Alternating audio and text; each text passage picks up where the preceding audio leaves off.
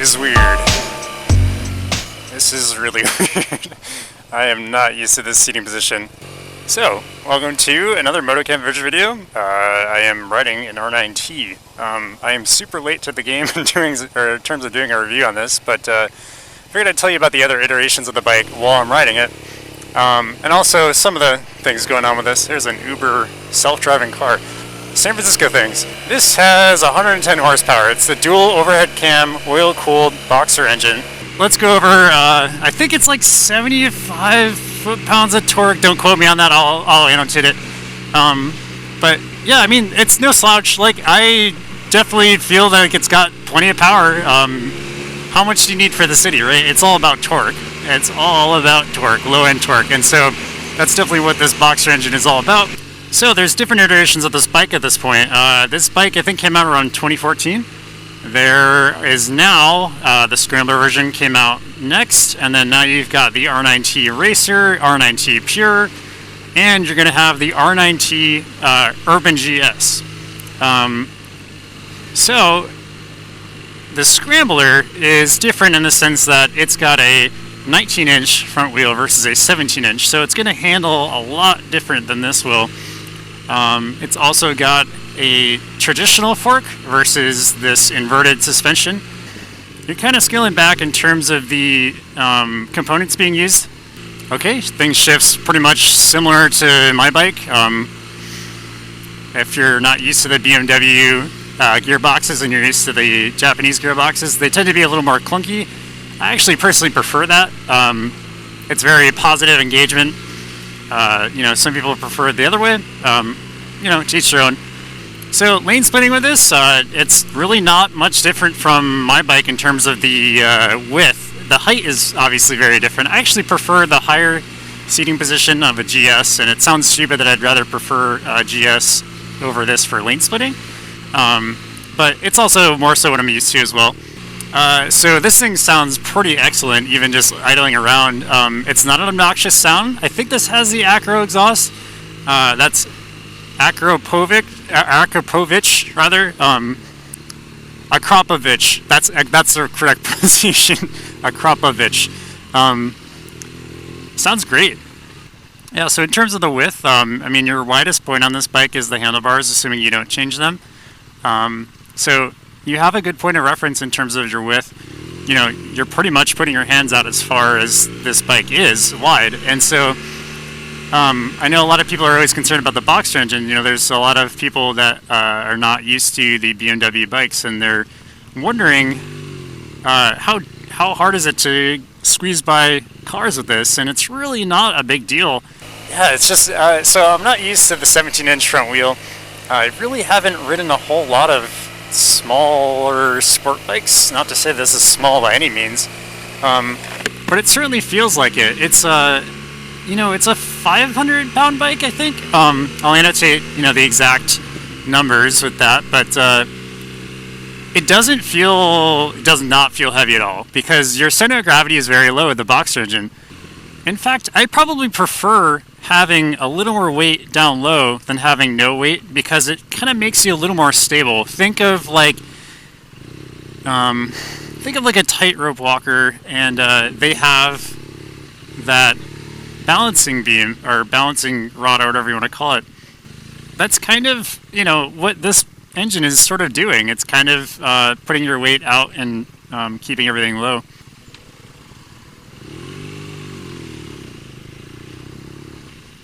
I probably look so out of place with all this climb gear and BMW gloves, like rally gloves and whatnot. Are you going on an adventure on that RnineT? So yeah, I'm used to the clutch operation. I'm doing these hills right now, totally fine. It's just the dry clutch. If you haven't ridden one, it's not a big deal. It takes about a day to get used to. And then you might actually prefer it. I prefer it over a lot of the wet clutches just for the feel alone. It's also just what I'm used to again, so maybe that's why I have that preference. So the standard 9T is actually the priciest of the 9Ts as far as I know. And the reason being is you have an aluminum tank, you have the nice inverted forks, steering dampener. I think that's actually standard on most of the bikes. And a lot of the components are just a lot nicer, right? And so a lot of the other RnineT iterations basically are using slightly cheaper components to keep the cost down. But it doesn't really mean that they're that much worse by any means. Some people actually prefer the traditional forks because they're a little stiffer and they're more used to the sport bike feel. The RnineT Pure is going to be the cheapest. It's kind of a stripped down version. And it's a really good base to start doing customization on. Say you're like, okay, I know I want to put Öhlins forks on this thing. That's not a bad start. It comes with a steel gas tank. I think the differences in weight really aren't that different. So let's talk more about the Scrambler version. So that's another steel tank version. So you're getting the steel tank, the traditional forks, the 19-inch front wheel. So cheaper components here and there. You've got the high pipe on it, which is one of the major differences as well. And it's definitely something I would consider more of a look thing. You can get it from the factory with Metzeler Karoo 3s or whatever knobby tire they're going to put on from the factory. I know that that's generally the most common. I've seen with the other option on the Scrambler, you can get I think Torrance Next tires, the Metzeler Torrances. So, I mean, they're not putting bad tires on them by any means. I don't know that I would want to take a Scrambler off-road personally. I'd probably want to do some modification to the forks if I wanted to take one of these bikes off-road. The RnineT Urban GS, or GS Urban, I'm not sure which way they say that, but that's definitely going to have another traditional style fork, probably a cheaper fork, and that's going to be something you probably want to upgrade. If you're going to take it off-road, you definitely want to upgrade that fork. What's really cool about that bike is if you're into the R80 GS, especially Paris-Dakar and all that, it looks very similar to that. And you're buying a fuel-injected bike, so you don't have to worry about it not starting. Now they have the RnineT Racer, which is a very recent iteration of it, and that is a looker of a bike. It's got the Motorrad colors painted on it. It's got the headlight fairing kind of wrapping around the headlight. Seating position is super tucked, or not super tucked, but it's kind of in a weird in-between. I have not ridden it, so I'm assuming that once you ride it, it's probably not a big deal. It's probably way easier to ride than I make it out to be. What's cool is you can actually stand up on this, and it's really not that weird. Yeah, so it definitely feels a lot like my brother's 2010 R1200 GS, as it should, in terms of the power delivery. I mean, it's the same dual overhead cam engine. I mean, obviously they stuck with the dual overhead cam versus the water-cooled because it's a simpler engine. It's supposed to be a classic bike, and it's kind of like the last hurrah of the Boxer engine. The water Boxer is a little different in terms of design and everything. Let's see how this goes.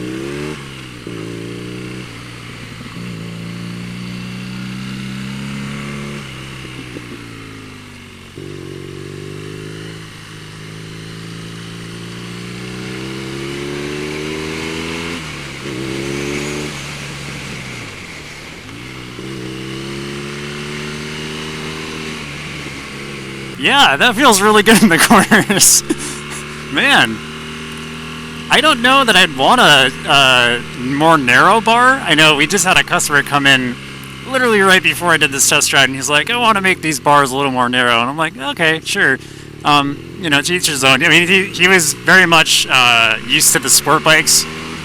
So, the sport bikes, I sound like an old man talking about motorcycles. Wow, this just feels so good around the corners. Ah, yes. That is a great feeling.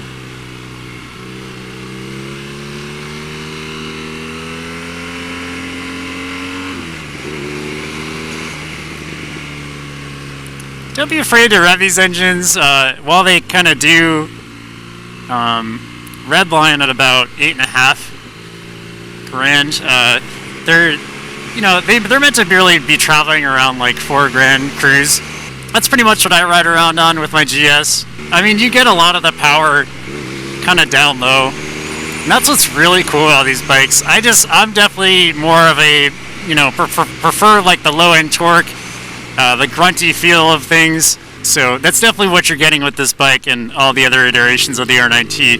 The engines are all the same. There's no different modifications to the engines for each iteration. I don't think there's any different tuning involved. Going over some of these bumps and stuff, while it's definitely not my GS, it's definitely not a big deal. Like it really soaks up the suspension.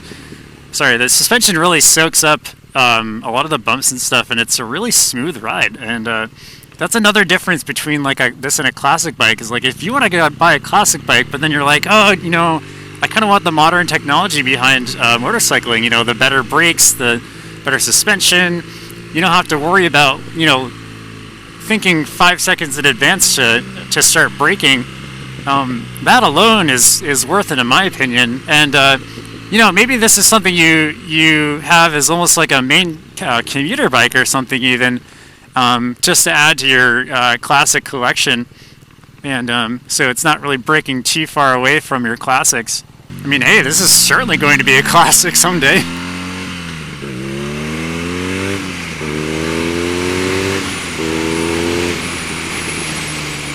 Alright, let's get a little aggressive with this turn.